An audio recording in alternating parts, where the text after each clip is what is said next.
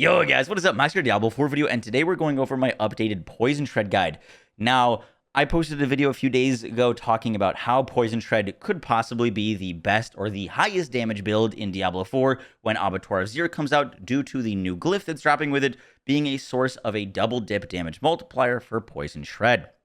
Now, I've been working on updating our guide for a few days, and someone came into my chat and said, hey, you gotta check this out. Someone hit for 1 billion damage on Shred. So we watched the video together on stream, and one of the really interesting things that they were doing was they were using Overpower. They were using the Banished Lord's Talisman, which allows our Shred to guarantee Overpower. And this has introduced a massive damage increase into the way that we play Shred. So showing on screen is that like 1 billion damage that the other player hit. I will link to their channel, and if you want to drop them a follow, give them a follow. That'd be awesome. But they didn't post their skill tree. They didn't post their planner. They didn't post what they were using. So we can kind of just guess. And basically what I've been doing for the past few days is just testing tons of different aspects, different Paragon boards, different glyphs. And I finally was able to recreate the 1 billion and actually do more than that. We hit for 1.2 billion. And so today I want to go over what I've learned from all of my testing and how you can set this up to do billions of damage. Hope you guys enjoy the video. Let's get right into it. So the very first thing to talk about with this build is the new item that we're using, which is the Banished Lord Talisman. Now this reads that after we spend 300 of our primary resource, our next core skill is guaranteed to overpower, and our critical strikes that overpower deal 120% multiplicatively increased damage. Now the reason this is so good is because this amulet can affect the damage aspect of the Blurred Beast. So this build has kind of 3 different damage instances. We've got Poison Creeper, which is really important. That applies the poison. This can't overpower. We've got the Shred that procs Blurred Beast. That can overpower. And then we've got the actual damage from Blurred Beast. Blurred Beast can crit and it can overpower. And this amulet would be terrible if it couldn't affect Blurred Beast. However, it can. And with Blurred Beast, we're getting another massive damage multiplier from overpower and another damage multiplier from it being this crit overpower when that does happen. And that is boosting the damage of Blurred Beast astronomically. I was hitting maybe 5 to 6 times harder shreds or Blurred Beast with this thing on. You have to understand with this build that my shred is probably hitting anywhere from 1 mil to 10 mil on this build, where my actual Blurred Beast is hitting anywhere from 200 mil to 1.2 billion. So the actual shred part is not important.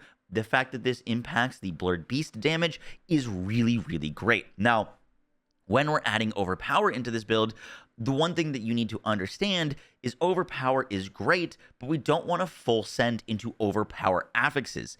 So we're sprinkling in some Overpower here and there. For example, I'm not using the Dominate glyph. The Dominate glyph gives you more Overpower damage. However, Overpower damage is only a single dip on this build. What makes this build so great is we can double dip a lot of things. Overpower damage is not one of them. So Overpower damage is going to make the Blurred Beast a bigger number. However, in terms of the setup, what we really care about, or a lot of what we care about, is how hard Poison Creeper is hitting. When you see Poison Creeper hitting for above 150,000 damage per tick, that's when things get really crazy. If you can get Poison Creeper to hit over 300,000 damage, that's where things get really, really crazy. And if we add too much Overpower, then we're suffering in the damage of Poison Creeper. So with this build, in terms of our affixes and gear priority, we're sprinkling in some Overpower, but we're not full sending it, mainly because our Poison Creeper would suffer too much from the damage. So that's kind of a bit of how this build is working. And the other thing to mention is when we're adding Overpower to the build, we also get 2 new sources of multipliers, and that is from Health and Fortify. When we have a lot of health, I've got 17k on this build. When I proc my Debilitating Roar, I get another 20%, and I could grab a little bit more health. I've been fine with our 17k right now, but Overpower gets another damage multiplier from the amount of health that we have, and it also gets another damage multiplier if we are fortified. So a lot of the setup, and we're going to talk about a boss rotation later in the video, a lot of the setup, I'm trying to get full fortified so that I get another damage increase on my Overpower without actually having to change anything about my setup, and our wolves are going to be fortified us, and our Debilitating Roar is going to fortify us. Now that we've kind of gone over the basics and core principles of the build, let's get into gear specifics. And we're starting out with the Godslayer Crown. This is the best in slot helmet. This is better than Shaco on this build, or Harlequin. Harlequin gives us ranks to Shred, and it gives us ranks to Poison Creeper. The ranks of Poison Creeper are nice, and the ranks of Shred are nice, but that's not going to double dip. What does double dip is the massive damage multiplier from the Godslayer crown, which our Poison Creeper is going to benefit from, our Shred's going to get benefit from, our Blurred Beast is going to get benefit from, and it also rolls with percentage increase to damage, which we can double dip, and max life, which our Overpower will benefit from. Godslayer is just the best in slot helmet for this build. However, one thing to note about the Godslayer is you have a 3-second window from damaging a boss to do all of your damage, and fitting all of your damage within this 3-second window is vital to doing big damage. Once again, we'll get into our boss rotation very soon. Next up on our chest piece, if you were going to bring this into Nightmare Dungeons, which I need to do some work on this build for Nightmare Dungeons. Right now, this is really just a one-shot setup, but for Nightmare Dungeons, obviously you're going to want to run a Disobedience with triple DR plus max, or sorry, probably double DR plus max health plus armor would be really nice. Right now we're using the Mad Wolf's Glee. It rolls with max life, which is great for our Overpower. It's got percentage damage. It's got movement speed and plus ranks to our werewolf skills. We don't really care all that much about the plus ranks to our werewolf skills, but this is the best in slot for our chest. Then we get to our gloves. I've got attack speed, crit chance, lucky hit, and ranks of Shred with the Edge Masters aspects. Now, I've messed around with a bunch of aspects. I used the aspect that gives you more damage when you stand still. That was really great, but pretty annoying to use. I used the retaliation aspect, which gives our core skills more damage when we're fully fortified. That's great, but this build doesn't have great fortified generation. And so it's a lot easier just to have Edge Masters. So that's what we're using on this build. Technically, the retaliation aspect could lead to a little bit more damage, but getting fortified on this build is not the easiest thing, and so that's why we're using the Edge Masters. For our pants, we're using Tibalt's. Obviously, Tibalt's gives us the percentage damage, and it gives us a multiplicative damage increase, and it gives us resource back. We're not using a basic skill, so Tibalt's is really the probably the most important. Tibalt's and Banished Lord's Talisman are probably the most important things to have here, but we're have a 4-second window for Tibalt's. We're going to be wanting to make sure that after we dash, we do our Shred very quickly. We're going to be using Metamorphosis with Tibalt's to get that big damage. On our boots, we want movement speed, armor while in werewolf form, and double resistances, and then a Ghostwalker aspect. Ideally, I have a min roll on Ghostwalker. Doesn't really matter for this build at the moment. And then we get to our weapon. Now, I would love to find equivalent rolls between a two-handed mace and a two-handed axe to fully test which is better. The two-handed axe, you can double dip the damage to healthy, which is really nice. However, the two-handed mace gives us a F-ton of overpower damage, to put it nicely. And so for our big damage hit, I was using a two-handed mace, just scaling all of the overpower. And then the god roll here would be all stats willpower, vulnerable damage, and then probably damage to poisoned or close damage. I don't think we really need the second overpower damage roll, but that's just what I've got on mine.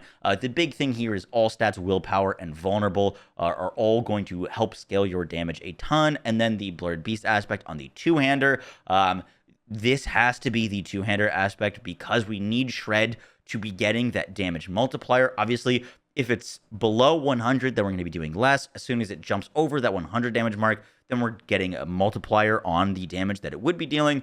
So over 100% damage is really important. And we actually happen to have a max roll for this build. So we got a 200% Blurred Beast, which is crazy. Next up for our jewelry, we're using the Banished Lord Talisman. This is for bossing. I'll talk about mobbing in a second. And then for our ring aspects, we're using our companion skills deal more damage with the Stampede. This gives us more damage on Poison Creeper. That's really important. And we're using the Shepherd's Loop for our core skills, deal an additional 10% multiplicative damage for each active companion. We have 9 active companions on this build, so this is 90% increased core skill damage, which is a must-have. And then for the rolls on your ring, you're really looking for crit chance and vulnerable, I think are the two most important must-haves. And then max health is nice, overpower damage is nice, damage to close is nice, damage to poison damage or damage to poisoned enemies is really nice. I think a crit chance, max life, vulnerable, damage to poisoned or poison damage ring would probably be my god roll. I don't have that quite yet.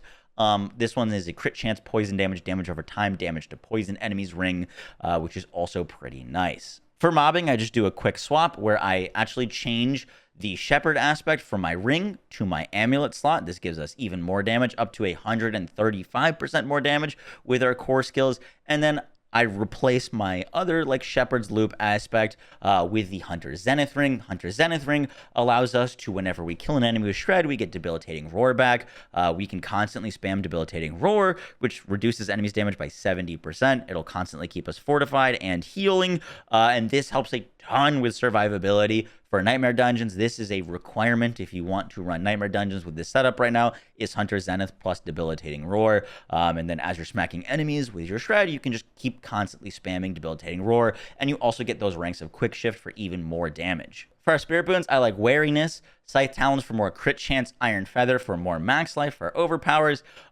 For bossing, I use Bolster. Bolster is going to give us that Fortify a bit easier whenever we proc our Debilitating Roar, because this is already fortifying us. This gives us more Fortify. For like any sort of dungeons, you're going to have to put on Pack Leader so that you can reset your Poison Creeper. You deal so much more damage if you have your Poison Creeper active. And then we're going to be using Masochistic for some extra healing and survivability. We don't really care about Calm Before the Storm because we're probably not going to be using Petrify for Nightmare Dungeons most of the time. For our Vampiric Powers, we're going to be using Flowing Veins. Flowing Veins gives us more damage over time with our Poison Creeper. That's awesome. Prey on the Weak is going to make enemies vulnerable for us with Metamorphosis. We currently do not have another way to make enemies vulnerable on this build. So Prey on the Weak, even though it may be an additive increase, is still really important because it makes enemies vulnerable, and vulnerable is inherently a multiplier. Plus, we're adding a lot of vulnerable damage onto this build.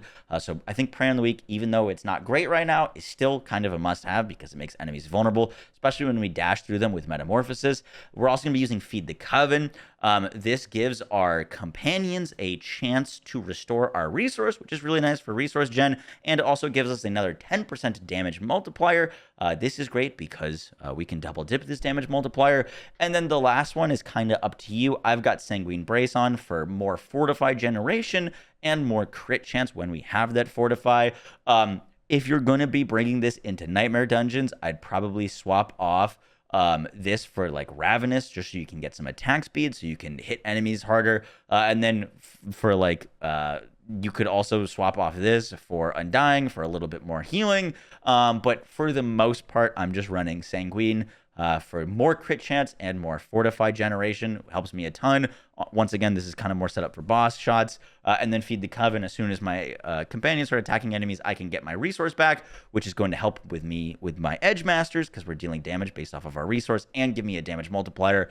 So that's what I'm rocking right now. So now we're going to go over a little bit of a damage rotation and kind of explain what's happening. So you're seeing me at the front of Duriel.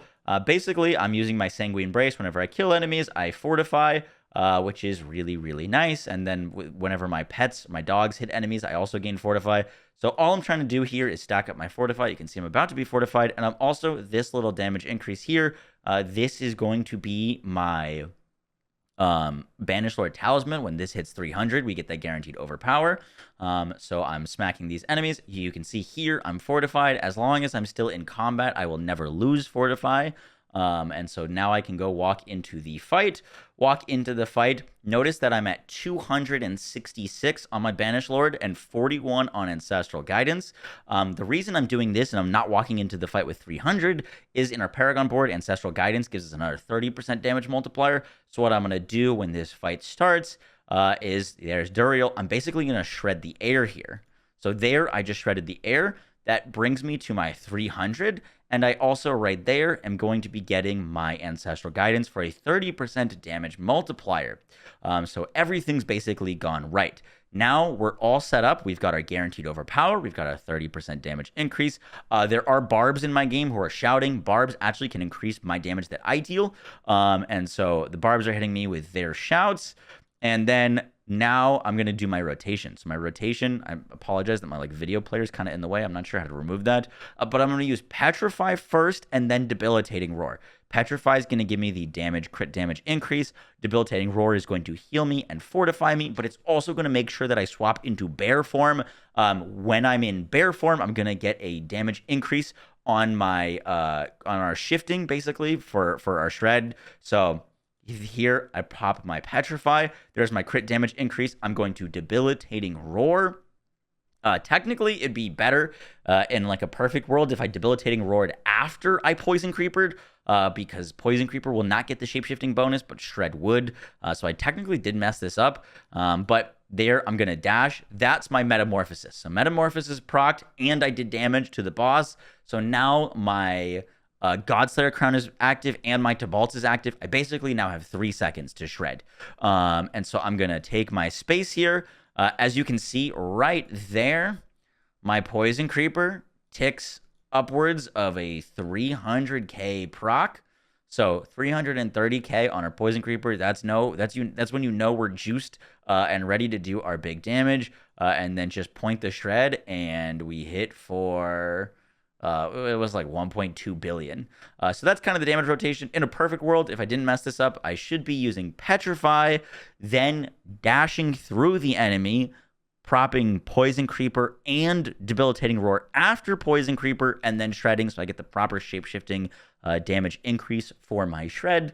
But that's kind of the damage rotation, and you're just making sure that you're fortified and that you have your ancestral guidance and your guaranteed overpower, so that when you do the shred, you're just queued up for as much damage as possible. For our skill tree, we're putting 2 points into basic skills to get down to our core skills. We're going to be ranking up shred. Shred, technically, like the Blurred Beast isn't going to benefit from ranks of shred, but my quality of life in playing the build will. So we're dumping a bunch of points into shred with the shred dash. We're going to be grabbing predatory instincts for more crit chance to close, and wild impulses for more damage with our shred. Then we're working our way down, grabbing vigilance and ancestral fortitude. Once again, like in a more mobbing setup version, I will have like a setup planner, different planner for like more mobbing, but right now this is just basically purely one-shotting things. I'm not putting more points into Ancestral Guidance because we're focused on damage. Debilitating Roar, with Debilitating Roar giving us heal and more max life. That's awesome. Wolves giving us Fortify is great because they're going to constantly give us Fortify, which increases our damage. Poison Creeper max rank with the 3%, or sorry, the 3 seconds more on Poison Creeper. This is going to increase the poison damage that it's going to do. Ravens, we want to grab the additional Ravens so that we get more companions, so we get more damage with our core skills. Call the Wild, our companions do more damage. That's just for Poison Creeper. Then we're working our way down. 1 point Neurotoxin, 3 points in Venom, 3 points Toxic Claws. And then we're going to Petrify, with Petrify getting an extra second of duration. And then once again, this is a boss killing build, so we've got Natural Fortitude to give us more Fortify, and then Quick Shift for the damage increase when we Shapeshift. If I was like more focused on mobbing right now, I'd be spec'd into Heightened Senses for more DR against elites. And then our actual like Keystone passive, the most important, best one is Ursine Strength. This is when we Debilitating Roar, we're going to get that 20% additional health, which is crazy. So more health, more overpower damage. And while we're healthy, we get a 25% damage multiplier and 25% damage multiplier for our overpower damage. There just isn't a better key passive than Ursine Strength for this build. For our Paragon board, our first node, we're going to be going into Keeper. Keeper is going to give us the damage multiplier on non-physical damage, aka poison damage, and it's also going to increase the damage that we deal and the resistances that we get. This is fantastic. Then we're working our way into the Lust for Carnage board. In Lust for Carnage, while we're going to be putting the Wilds, this gives me 232% increased companion skill damage. We are investing heavily into my glyphs. My glyphs are not level 21. A lot of them are like 19 or 20, so I still have more damage to grab, but they are like relatively leveled, all things considered. Grabbing Lust for Carnage for more spirit restore whenever we crit. This is quality of life. Technically for bossing, you don't need this, but just for everything else, you kind of need it. So we're speccing that. Then we're working our way into the Inner Beast board, where we're socketing Guzzler for more damage while healthy. This is a damage increase that we can double dip. And then we're going to be grabbing our Nimble for more attack speed, more percentage increased damage. Working our way up into the Heightened Malice board, where we're going to be socketing Fang and Claw. This gives us a damage multiplier to close enemies, but it's also going to boost our damage to poisoned enemies and our damage reduction from poisoned enemies, which is fantastic. We're going to be grabbing Overturn for more damage to poisoned enemies, more damage to elites, Toxic Bane for more damage to poisoned enemies, more poison damage. Then we're working our way to the left to the Constricting Tendrils board to grab Tracker for more damage to poison enemies, and our poison effects last longer. Poison effects last longer, increase the poison damage that Poison Creeper does, and Shred explodes that whole dot. So this is just straight up more damage for our Shred. Courage, we're going to be grabbing some more of the max life nodes here just to get a little bit more healthy. Then we're working our way over into the Thunderstruck board, where we're going to be grabbing Bane for 75% increased poison damage, and our poison effects have a chance to deal double damage. This is where you can really see some ridiculous amounts of damage, is when Bane procs. Bane, you could replace, if you're going to replace any of the glyphs in this build, I'd probably replace Bane if you wanted to. But I'm using Bane. I like it. It can give me some crazy damage, and what we're after on this build is some big damage numbers. And then we're going to be grabbing down to Ancestral Guidance, that when we spend 75 Spirit, we get that 30% increased damage for 5 seconds. You can see in all of our kills, I'm basically queuing this up to the best of my ability so that all of my damage procs during the Ancestral Guidance window on top of all of our other damage windows. Guys, that's going to do it for the build video. I hope you enjoyed. Once again, this setup that I'm showing is a boss killer. This is not the setup that I'm going to be taking into Abattoir of Zir. I do want to make a more quality of life tanky version of Shred, and then we can kind of rely on the new glyph to give us that big damage multiplier, and we're not going to have to squeeze so much damage out of our Paragon board and out of uniques. I think there's a world where we can set up a pretty tanky, pretty quality of life Poison Creeper Shred build, where Poison Creeper is going to be active all the time. However, that is not this build. This is just to showcase really how much damage Shred can do. We're hitting 1 billion right now on Shred, and that's before we're double dipping a 4,000 times damage multiplier. Shred's going to be hitting for hundreds of billions, without a doubt in my mind, once we get that glyph online, if they don't nerf anything before the Abattoir launches. So yeah, guys, I hope you enjoyed the video. This is a ton of fun to mess around with if you want to get some friends and just join into their game and delete the bosses in front of their eyes. But it is kind of novel right now. It does need some work for Nightmare Dungeons. I fully admit that. So yeah, guys, I'll catch y'all on the next one. Take care. Peace.